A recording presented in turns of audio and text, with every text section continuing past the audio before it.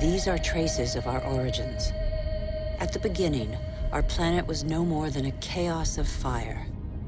A cloud of agglutinated dust particles, similar to so many similar clusters in the universe. Yet this was where the miracle of life occurred.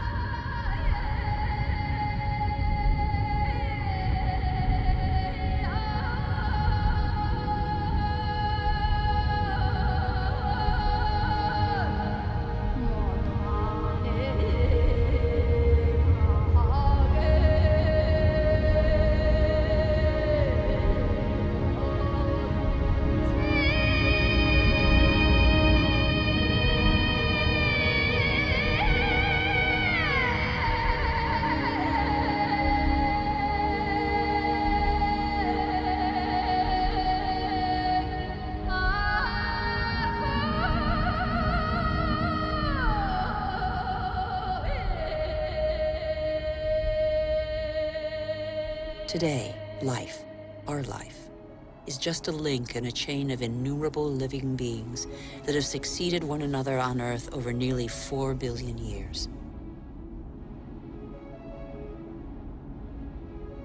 And even today, new volcanoes continue to sculpt our landscapes. They offer a glimpse of what our Earth was like at its birth. Molten rock surging from the depths, solidifying, cracking, blistering or spreading in a thin crust before falling dormant for a time.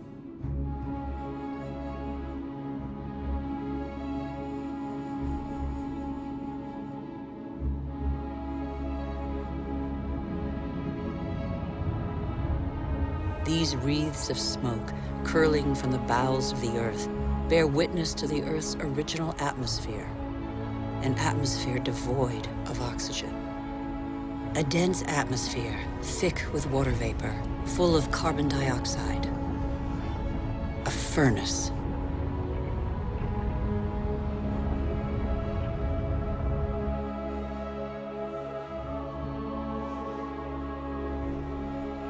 The Earth cooled.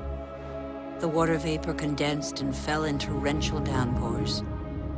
At the right distance from the sun, not too far, not too near, the Earth's perfect balance enabled it to conserve water in liquid form. The water cut channels. They are like the veins of a body, the branches of a tree, the vessels of the sap that the water gave to the Earth.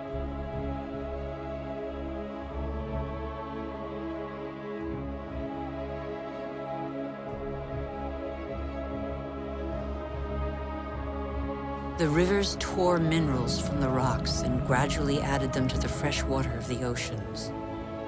And the oceans became heavy with salt.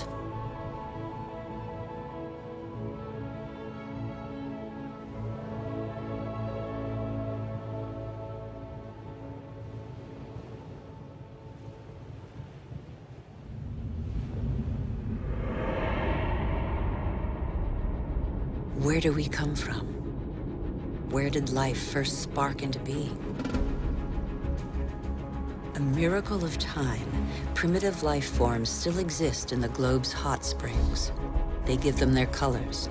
They're called archaeobacteria.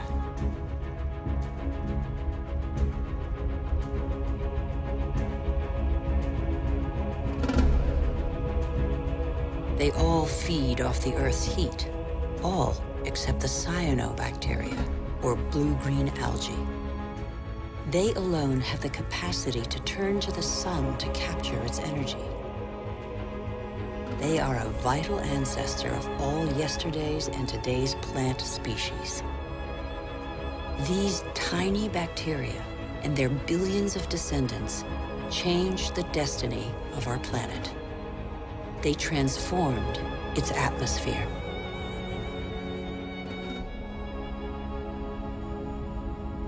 What happened to the carbon that poisoned the atmosphere? It's still here, imprisoned in the Earth's crust. Here, there once was a sea inhabited by microorganisms. They grew their shells by tapping into carbon from the atmosphere dissolved in the ocean.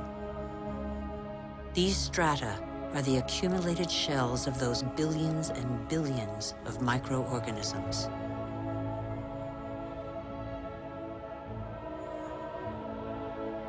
Thanks to them, the carbon drained from the atmosphere and other life forms could develop. It is life that altered the atmosphere. Plant life fed off the sun's energy, which enabled it to break apart the water molecule and take the oxygen. And oxygen filled the air. The Earth's water cycle is a process of constant renewal. Waterfalls, water vapor, clouds, rain, springs, rivers, seas, oceans, glaciers. The cycle is never broken. There's always the same quantity of water on Earth. All the successive species on Earth have drunk the same water. The astonishing matter that is water, one of the most unstable of all. It takes a liquid form as running water, gaseous as vapor, or solid as ice. In Siberia, the frozen surfaces of the lakes in winter contain the traces of the forces that water deploys when it freezes. Lighter than water, the ice floats. It forms a protective mantle against the cold, under which life can go on.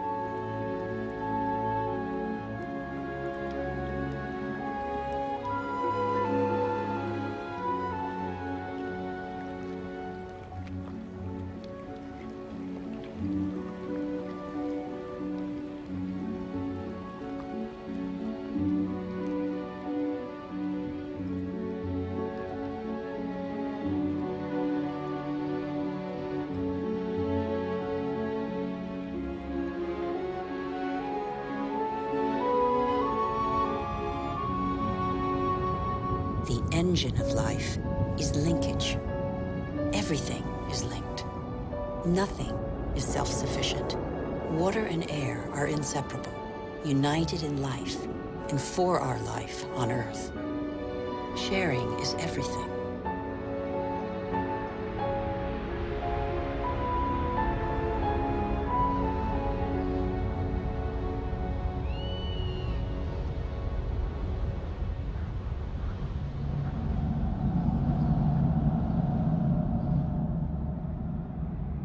The green expanse peeking through the clouds is the source of oxygen in the air.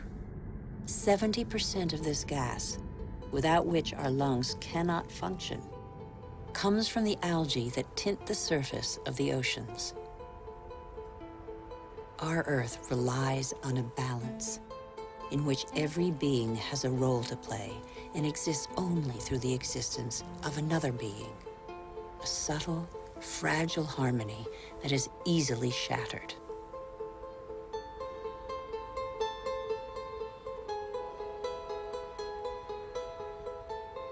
Thus, corals are born from the marriage of algae and shells.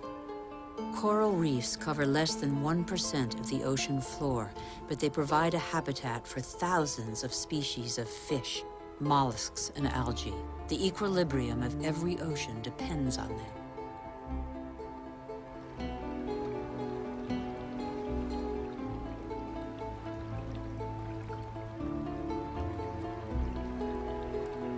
The Earth counts time in billions of years. It took more than 4 billion years for it to make trees.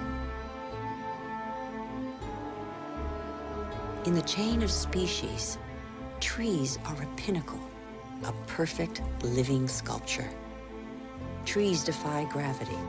They are the only natural element in perpetual movement toward the sky. They grow unhurriedly toward the sun that nourishes their foliage.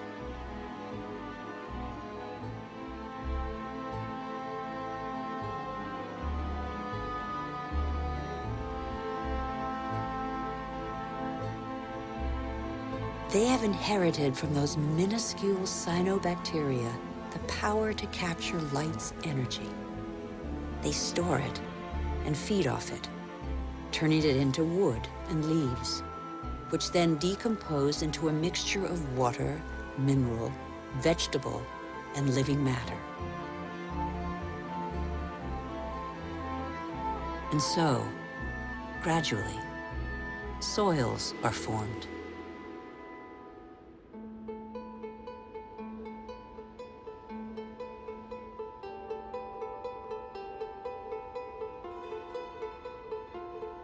Soils teem with the incessant activity of microorganisms feeding, digging, aerating, and transforming. They make the humus, the fertile layer to which all life on land is linked.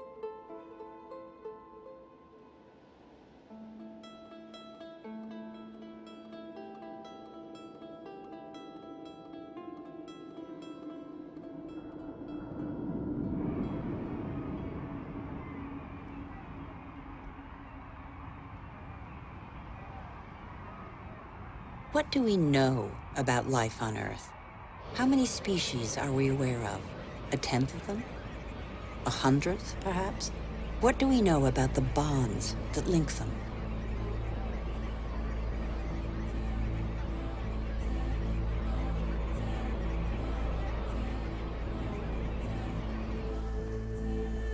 The Earth is a miracle. Life remains a mystery.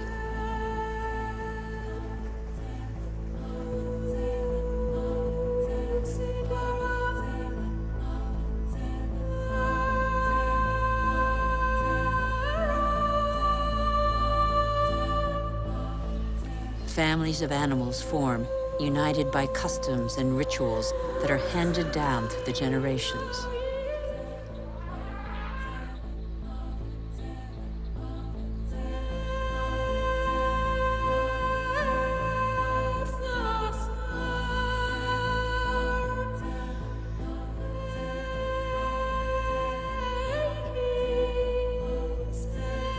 Some adapt to the nature of their pasture, and their pasture adapts to them.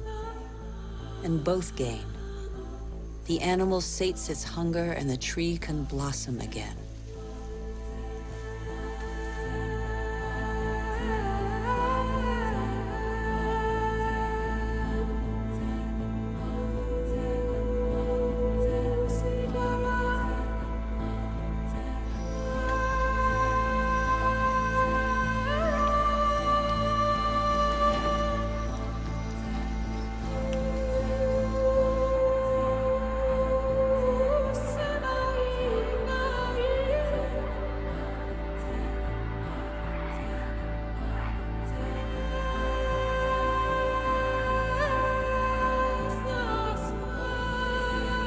In the great adventure of life on Earth, every species has a role to play. Every species has its place.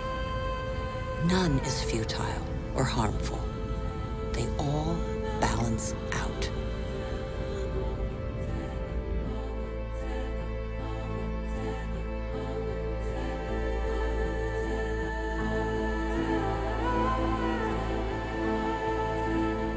And that's where you, Homo sapiens, wise human, enter the story. You benefit from a fabulous 4-billion-year-old legacy bequeathed by the Earth.